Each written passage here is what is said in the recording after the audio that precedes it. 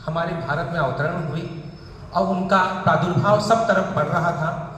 आपको पता होगा, हम सब जो भी हैं, जब भी कुछ बोलते हैं या कुछ करते हैं तो अध्ययन करते हैं, एनालिसिस करते हैं। तो हमारे जो विवेकानंद जी रहे हैं, उन्होंने अपने जीवन काल में जो भी कार्य किए हैं उनका भी एनालिसिस यदि किया जाए तो उनके पूरे जीवन में हमारे सनातन धर्म ग्रंथ जो रामायण है उसका बहुत ही प्रभाव रहा है। मैं आपको कुछ यहाँ पर तथ्य बताऊंगा और आप उस तथ्यों को तर्क सहित समझने का प्रयास करेंगे कि किस प्रकार से उन्होंने रामायण को अपने पूरे जीवन काल में चरितार्थ किया है।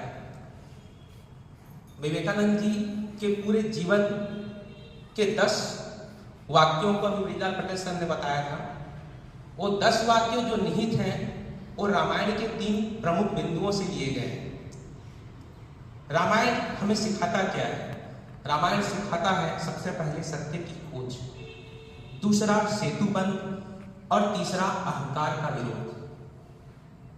उस समय धर्म ग्रंथ ही विवेकानंद जी के पास था, जिसको अध्ययन करके वो इन तीनों चीजों को अपने रूप से हमारे सामने प्रस्तुत किए।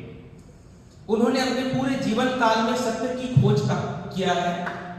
रामायण में सत्य सीता को माना गया था और हनुमान जी महाराज ने सीता की खोज करी थी।